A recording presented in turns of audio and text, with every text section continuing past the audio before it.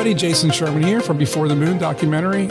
I'm here with Jerry Ross. He's a retired U.S. Air Force colonel, engineer, and NASA astronaut who flew 7 times in space, making him the joint record holder for most space flights.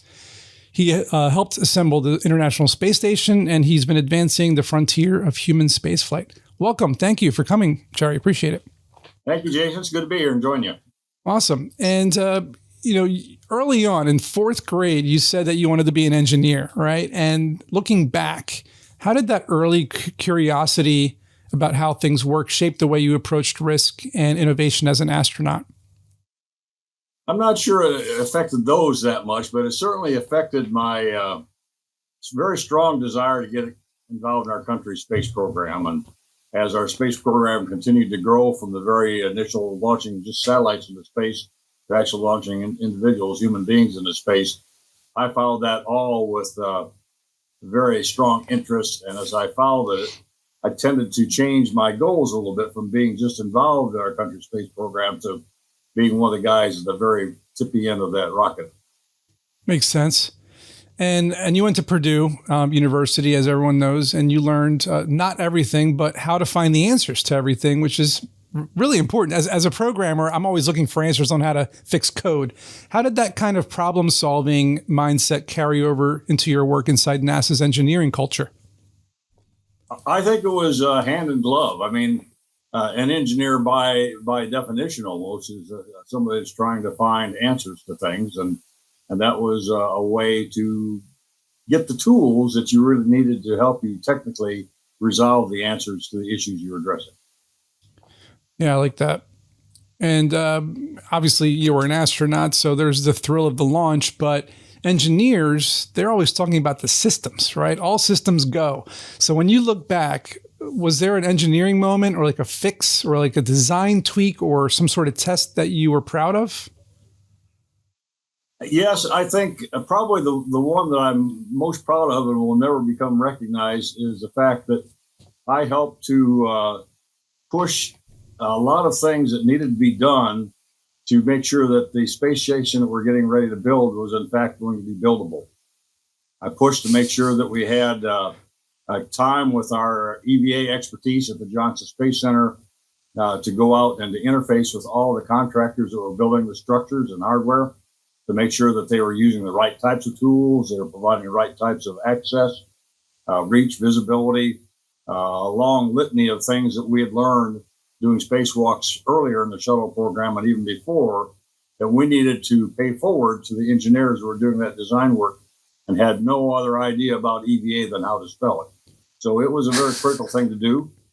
And beyond that, also, then I pushed very strongly for allowing us to do some testing of individual pieces of hardware that were new and unique. And I was afraid we were going to have problems working in the thermal environment and the vacuum environment of space.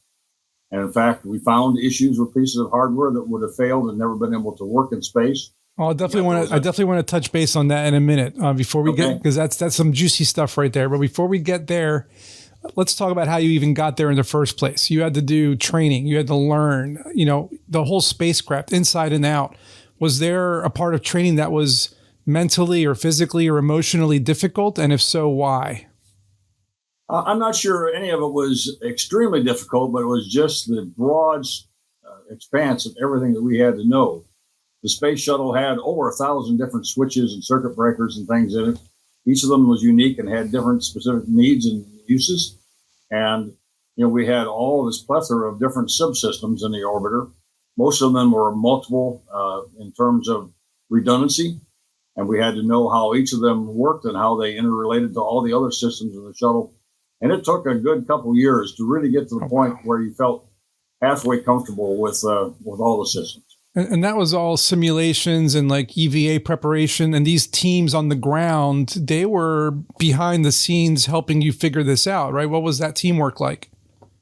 We had a tremendous number of folks that helped us get educated, trained, both from an academic standpoint, but also the practical skills of learning how to do spacewalks and also how to operate all the systems in the orbiter. And it was a great experience. I think working at NASA was one of the nicest places that anybody could ever want to work because almost everybody there felt like they had the best job. And it was an exciting place. They were all energetic. A lot of them were younger folks. They're excited to be there. They're excited to be contributing. And that made every day a real pleasure to go to work and to work with such an interesting bunch of folks. That's a great feeling to have. I can just totally imagine. And you were mentioning tools earlier and procedures earlier. So you helped design EVA tools and procedures, of course, because you had to, work with them so many times. Was there a theory behind it that you had to balance from the engineers on the ground versus actually using them in microgravity? So was there some sort of basis for that? Yeah. Unfortunately, a lot of the engineers just didn't have any background in doing things in a weightless environment, which is pretty understandable. And they would stand there at their workbench and they'd build something and they'd tear apart things and put the pieces on the counter and they'd all stay there. And when they wanted them, they'd go pick them up. That doesn't happen in zero gravity. If you take something off, you better have a place and a plan on where to put it. Otherwise, it's going to disappear on you. Yeah, it's going to float off into space. Yeah, exactly. So you had to collaborate with people on the ground. This is, well known, hundreds of thousands of people over the course of your career. Flight directors, technologists, engineers, mathematicians, and you had to collaborate with all of them while you were in orbit. What was that synergy like? It was I would call it a reassuring kind of thing, because we had worked with those same people on the ground in our training and preparation for flight. We worked with them, the engineering types, to develop the tools we were going to use in space. And so we knew all those people. We'd worked long hours with them to make sure everything worked as we hoped it would. And to know that they were still there on the ground supporting us during our missions was a great feeling, that if we came up with a problem or a question, those guys are right there and ready to respond with the answers. And speaking of problems, Houston, we have a problem. Was there a time when an engineer or a flight controller or somebody on the ground saved a mission or just made your life easier in some way and they deserve some credit for that? I can't come up with a specific one right now, but I'm sure there were plenty of them. I know when I was working on the ground supporting other flights, we had to do quite a bit of work behind the scenes and during the time the crew was sleeping and things like that to come up with solutions or workarounds to issues that they'd come up with. What was it? Was there a moment when you faced an issue in particular while you were in space and like a challenge, something challenging that happened and you're like, oh, I wasn't prepared for this, or maybe I was and I got to figure out how to fix it, that people need to hear about? I would say, fortunately, no. I felt like I was very well prepared. There were obviously some things that didn't work. We had pieces of equipment where you had two females or two males supposed to go together, one male and one female, and it didn't work out quite right. But we showed those via video to the ground and said, now what do we do? And fortunately, in most cases, we were able to come up with workarounds, even those situations. So that's a case where the ground crew was able to come up with some sort of solution for you. And that's it. And you mentioned that you were on the ground helping as well for teams in space. And so having been both a flight engineer and an astronaut, what do you think people might misunderstand about that teamwork between space and Earth? Well, I think the best thing I could point them at is looking at the Apollo 13 mission and how everybody turned to and came up with all the procedures and workarounds and everything else that allowed us to safely bring the Apollo 13 crew back to the ground. That certainly is the extreme, but we had a lot of things that were somewhat similar to that, in that we were able to save things. We were able to save satellites or do new workarounds that the crew had not been prepared for, and then voice them up to them during the mission and allow them to perform the task without ever having trained for them. Makes a lot of sense. And I mean, Apollo 13 is a pivotal moment for NASA, for sure. Everyone knows that story. When it comes to the shuttle and the International Space Station, the hardware, and this happened to be with Apollo, Gemini, and Mercury as well, the hardware came from contractors. These are, Rockwell, Boeing, Lockheed, RCA, Philco, Ford, everybody chipped in some way. What was your experience working with all of those partners? In most cases, it was very good, positive experience. There were some times where it wasn't quite so easy. And probably those were the cases where the contractors were behind schedule, over budget, and trying to make ends meet and get the job done. And somewhat being frustrated that they, in fact, were not being able to deliver what they're supposed to when they were supposed to. Yeah, I've heard that before as well. You know, one of the things that our film is going to be touching base on is how aviation eventually evolved into aerospace, right? And you got the B-1 bomber and a lot of other, you know, F-14 jets or whatnot, and P-3s, and then the shuttle. All those different, we'll call them aircraft or spacecraft, they were designed by people like Rockwell.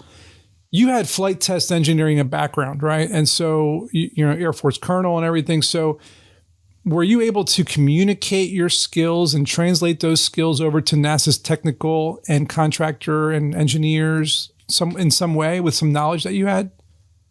I think the background that I had and the experience I had and my mechanical engineering degrees and things like that all paid critically into being able to communicate with the technical folks in a language that they understood, but also from an operator's perspective so that they can understand, yeah, this works, but it doesn't work the way we need it to, or this, it doesn't work and this is why, and maybe if we tried this, it would make it better, and things like that.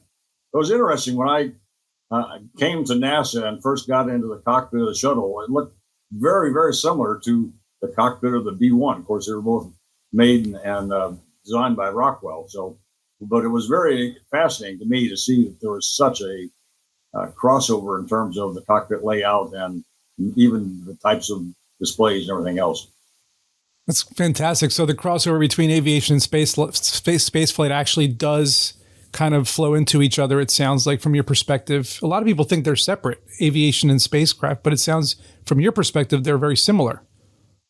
Are there other similarities besides just the cockpit?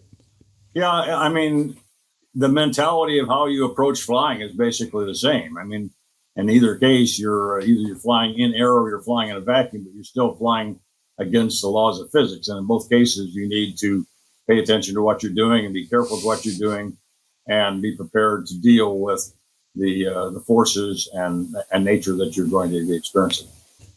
We're going to be talking about in the film about early aviation. So from Wright Brothers going into Keystone and Fleet Wings and Brewster and Lavelle Aircraft and Pitcairn, all the early pioneers of aviation. Do you think that all of their early breakthroughs in flight testing and stability control, materials, aerodynamics, do you think that paved the way for human spaceflight? Absolutely. I mean, it's all just a continuing evolution and getting smarter and building upon what you know and trying to take out the best aspects of each design and maturing those and continuing to try to go higher and faster. I like that. Higher and faster to infinity and beyond, as Buzz Lightyear once said. So you had 7 missions in space. That's a lot of missions. And you mentioned everything. You were prepared for everything. Everything worked great. Was there a moment out there in the abyss when you had to engineer your way through something? You had to really kind of put on your engineering hat and say, I got to figure this out. You mentioned the female and male, but was there something else that was a little bit more technical? Yeah, on my first assembly flight of the International Space Station, I had been able to do fit checks of just about all the cables and all the things we had to connect and everything else, make sure that they're all going to work. There was one cable in particular that I had not been able to fit check. That was a Russian provided piece of hardware that had to stretch from their part across the interface to our part and hook up on our side. And it was all that I could do to finagle or get the routing of that cable as straight and direct as I could get it, so that I had just barely enough slack to hook it up on the other end. Wow. And I was thinking, I wanted to try this and I didn't get to. You couldn't check it off your bucket list. Oh, man. Well, copper cables don't stretch very well, so it was kind of... That must have been frustrating for sure. And so, you did some EVAs, you did docking operations, you did a lot of stuff like that.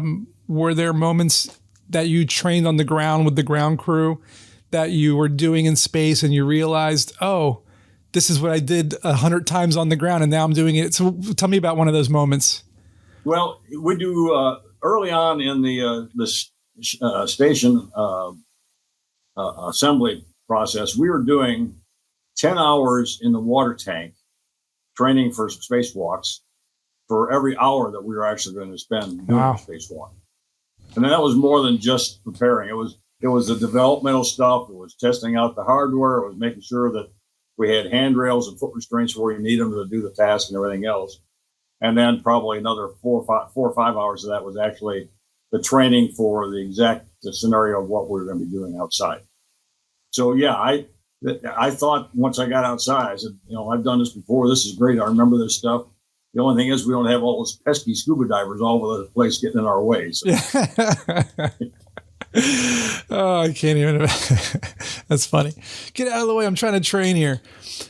So everyone always says that NASA is obviously, the cornerstone for spaceflight. It's the best at what it does. Was there a moment when you were on a mission or you accomplished a goal on a mission where you said, yeah, this is why NASA is the best? Was there that kind of catalyst moment you had? Well, I think one of them probably was on my third space shuttle flight where we deployed the Compton Gamma Ray Observatory into space. It was a sister telescope to the Hubble Space Telescope, but it was looking at gamma ray sources in the universe, as opposed to more or less the same frequency band that the human eyeball can see with the Hubble. And there was an antenna boom, a very, very big long boom of about 25, 30 feet long that did not deploy remotely. And we had to go out and to manually release it, free it from its jam, and manually deploy it out and lock it into position. And that was about a $630 million satellite that would have not been able to go on and do its scientific purpose had we not been able to do that. But the reason we were able to do it is because we had thought about the process ahead of time. We had worked with the manufacturer of the spacecraft, and we had convinced them to put in some manual backup capabilities to free a satellite and manually deploy it for whatever reason, should it not be able to get into that position. So we thought that was one of the cases where the man in the loop helping out the unmanned satellite was a perfect example of why both of them have their places in foreign space. Such a great story. $630 million issue there. Well, and the neat thing is that satellite, what it learned, caused astrophysicists to go off and rethink many of their theories about gamma ray sources and their what causes them and their distribution throughout the universe. So it was one of those red letter days for an engineer that caused scientists to rethink many of their theories. Super interesting. So you've been on, you're a record tie holder for the most flights. So you must have had some sort of personal story or something funny or reflective or human that you haven't told, because I've seen all your stuff online. I've watched your videos and your oral histories. Is there a funny story or something that happened on one of your missions that you haven't told anyone? Well, let me try this one on for size. On my third flight, the Gamma Ray Observatory flight, we were also doing a planned spacewalk to investigate some techniques of what we might be able to use or not use to assemble a space station someday. And I was out on the end of the robotic arm. I was being held 40 some feet above the payload bay, so it was dark. The rest of the folks inside, the other three people, told me to take a break because they were working with Jay Apt, my fellow spacewalker, and they were going to concentrate on him for a little bit. So I was up there. It was nighttime. I turned off my helmet-mounted lights. I just kind of leaned back in the foot restraint that was attached to the end of the robotic arm. I'm letting my eyes adapt to the darkness of the universe. And I'm just trying to suck in as much of that view as you can in the short amount of time that was available. And I can remember specifically thinking to myself, I had this overwhelming feeling of being at unity with the universe.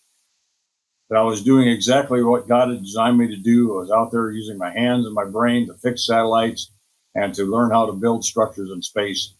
And that was such an overwhelming confirmation that somewhere along the line, things had worked out and I was doing what I was supposed to be doing. What an incredible experience. Wow. That's incredible. I of course, most of us humans are never going to be able to experience something like that. Now, you guys were on the space station, you were in the shuttle, you're in space so many times, especially in your case, did things at some point maybe get stressful or repetitive or maybe a little tense and you had to use morale and humor to keep things moving? I think if there was any tenseness or getting a little bit bored by the mundane recycling of things, I was probably in a training. The training you do for 9 months to 15 months or so before a flight, you work long hours, you go from one thing to the next, you don't have time to hardly have a meal at times, it seemed like. And so, yes, I think that some humor, some comedy once in a while was a great complement or supplement to all that. And we had a couple of guys on my first crew who were good at that. They were just characters, and they kept the crew loose and happy, and it was great. On some of my other crews, we didn't have that individual, and so I tried to fill in as best I could in those cases. Probably failed miserably, but at least they laughed at my failed attempts. I guess I'm not sure, but having some humor and having some fun as you're working hard is a very important factor for sure. Yeah, I've heard some NASA folks I've spoken to are some pretty big pranksters over there and playing pranks on crew and astronauts. I've heard quite a few stories about that. Speaking about your team and the people you worked with, why do you think the team approach, you've emphasized that so much. I've heard you talk about that. Why is it so important to preserve the stories of the team, the engineers, the scientists, and the mathematicians, not just the astronauts, but the people behind the missions? Why are their stories so important? Well, I think it's primarily because the press always tends to focus on the people that are wearing the blue suits. And that's understandable because they're the ones that are there in front of everybody. But literally, it takes janitors, it takes nurses, it takes lawyers, it takes everybody that would be required to run a city to run a large space center such as the Johnson Space Center. And it's not just those aspects, it's all the other aspects that helps the crew get ready and to be healthy and have their eyesight working properly and everything else to help allow us to go do our job. Well said. And as we move forward into the future, when you think about NASA's legacy, so we've started with, Mercury, Gemini, Apollo, and then Space Shuttle, ISS, and now Artemis. How do you see each era building upon the one before it? Well, hopefully, if we are doing things right, we're using a lot of that experience and knowledge to do that. When I first got here in 1980, we still had a lot of the Apollo era folks working here. And I really sought those people out whenever I could because, number one, I admired what they had done and accomplished. But number two, I knew that they were some of the people that had cut their chops on things with a slide rule as opposed to calculators. And they knew how to get things done. So I really tried to find those people and to work with them. And it was a wonderful time for me because I remember being back in college and watching on TV as they were there in mission control, working the lunar missions. And I thought someday I would love to do that. So when I first got to be a Capcom and working in mission control, I can literally remember pushing back from the console at one point and thinking to myself, I always wanted to do this. And this is much neater than I ever thought it would be. Speaking about the lunar missions, I mean, as you know, with Artemis, we're now going back to the moon. We've been to the moon before. We had 6 missions there, and we've really kind of did everything there. But now we're going back. Why is it so important to go back now? Well, we're not just going back. We're going to a different part of the moon and for a different purpose. We're going to go to the lunar polar regions, is what the intent is. And the main reason we're going there is because we have discovered that there is water ice there. And water ice can be a very critical factor for us to be able to go and stay somewhere and live for a long time. We also discovered places on Mars that have water ice also. So by going to the polar regions of the moon and learning how to harvest that water ice and being able to use it for taking our showers, for preparing our food, but also for doing things like manufacturing rocket propellants, is a critical factor in allowing us to someday being able to push off the low Earth orbit of the moon and go towards Mars.